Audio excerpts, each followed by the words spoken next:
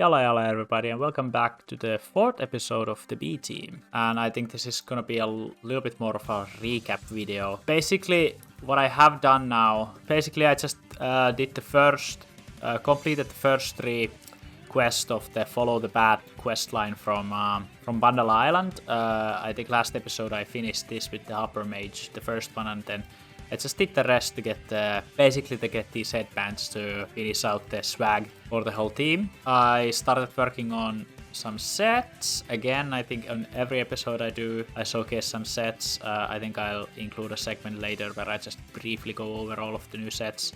We are sitting at around 139. I think some of the characters are at like 137. Is the lowest. A nice almost 2k achievement points because approach leveling up again, surprise, was doing dungeons and dungeon achievements. I decided to basically follow the main story dungeon quest lines in order to finish out all of these dungeons in the level 50 to 100 bracket and also do 200 idol score on all of them, which gave me a nice amount of XP and also some kamas, and also gave me this nice little ornament on the full team. And I also got the title from the Pandava quests. I guess we're meeting our one title and one ornament per video quota, or I guess we didn't get an ornament last episode. No, we did get ourselves to level 100, so that does count because that gives you an ornament. I'm not gonna cry. I've got more time to give. I'm not gonna cry. Find another dream. Am I incapable of healing the memory of my fall from grace in your heart? I'm on my journey home with no fuel alone. I think I'll coast a while. I'm not gonna cry. I've got more time to give. I'm not gonna cry. Find another dream, 'cause I'm about to solve it. Put my journey back into overdrive so I can breathe again, photosynthesize again. With the green hills in my heart, I'm not gonna cry. I've got more time to give. I'm not gonna cry.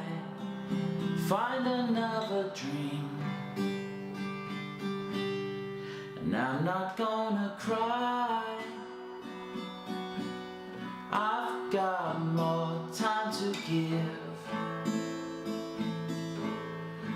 I'm not gonna cry. Find another dream. But if I got it right, you tell me. And if I was wrong, then I'll disappear. But I'm incapable.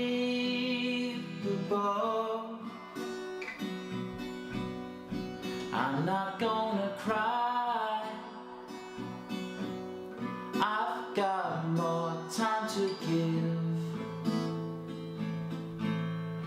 I'm not gonna cry. Find another dream. I'm not gonna cry. I've got more time to give.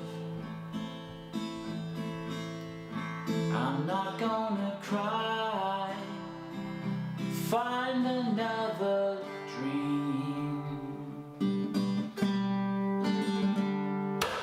So basically I put these dungeons into approximately 3 groups. Easy ones, which were basically all of them. Then there were the ones that I forgot to record. And then there were some tricky ones. Going in, I expected to get trouble from Dramax Theater.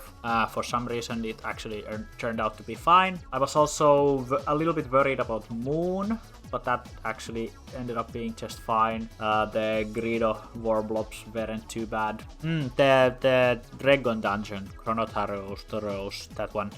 I remember that the boss can be a little tricky with idols, but that, once I figured out how the thing works, that also turned out to be fine. The only one that I actually ran into problems with was Moovul. That was the only one that actually forced me to split into 2 teams in order to do the dungeon and kind of swap out my idol scores for specifically for this. Basically, Moowulf he's trouble, because the more you hit him, the more he does damage and he can heal himself. With the annoying restoration, he has a lot of resistance, and with 8 characters, and in general, he has a lot of HP. I ended up just kind of trying to kite him. I finished off all the other mobs and waited for the MP buffs to run out from the idols. And then I just basically tried to keep him a little far away enough so that I can hit him from range and him never getting to us. Upper Mage strength runes actually turned out to be quite useful for that, and the long range strength pushback spell. But this was actually ended up being quite close one.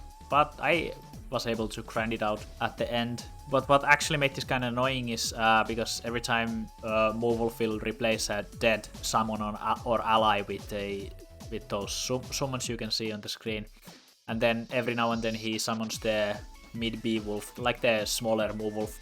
And what makes that annoying is that when I kill them, Moovulf gets a lot of MP, so I just have to like wait a couple of turns so the damage from Yosh runs out, and then I had to keep running, and then I was able to kill the summons, and then I had to wait for the MP buff to end before I started doing damage again, because he steals HP also, so I can't really let him hit me that much, and also hitting him buffs him with power. So yeah, I basically just had to kind of kite around the whole map with this set of characters.